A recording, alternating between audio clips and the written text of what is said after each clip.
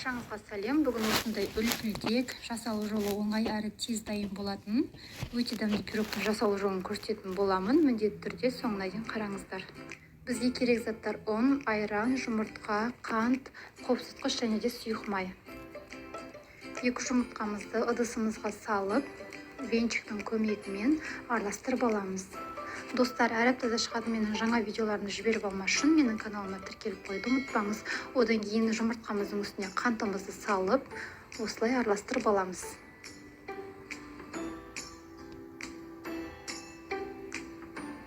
Одан кейін айранымызды құямыз. Барлық заттар бөлме температурасында болғаны дұрыс. Сол кезде пирогымызды өте әдемі және жақсы көтеріп шығады. Одан кейін сұйық майымызды құйып араластырып аламыз.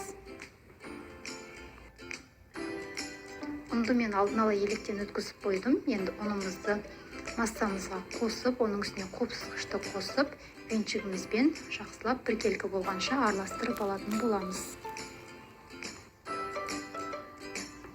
Біркелкі болғанша осылай араластырып аламыз. Бұл пирог өте оңай, тез дайындалады және де дәмі де өте ерекше болып шығады. Осылай біркелкі болғаннан кейін формамызға салып пісіре береміз. Форманың диаметрі менде 22, одан да үлкен форманың диаметрін алсаңыздар болады. 170 градус қызып тұрған пеште 20-25 минут шамасында пісіріп аламыз. Өте дәмді болып. Баршаңызға сәлем. Бүгін осындай үлпілдек, жасалу жолы оңай әрі тез дайын болатын өте дәмді пирогтың жасалу жолын көрсететін боламын. Міндетті түрде соңына дейін қараңыздар.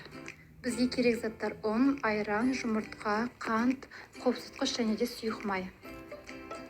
Екі жұмыртқамызды ыдысымызға салып, венчиктің көмегімен араластырып аламыз. Достар, әр аптада шығатын менің жаңа видеоларымды жіберіп алмас үшін менің каналыма тіркеліп қойды ұмытпаңыз. Одан кейін жұмыртқамыздың үстіне қантымызды салып, осылай араластырып аламыз.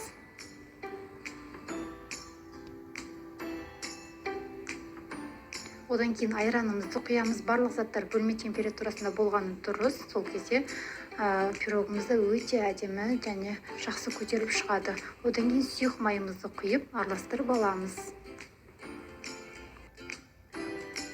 Ұнды мен алдын ала електен өткізіп қойдым. Енді ұнымызды массамызға қосып, оның үстіне қопсытқышты қосып, венчигімізбен жақсылап біркелкі болғанша араластырып алатын боламыз. Біркелкі болғанша осылай араластырып аламыз. Бұл пирог өте оңай, тез дайындалады және де дәмі де өте ерекше болып шығады. Осылай біркелкі болғаннан кейін формамызға салып пісіре береміз. Форманың диаметрі менде 22, одан да үлкен форманың диаметрін алсаңыздар болады.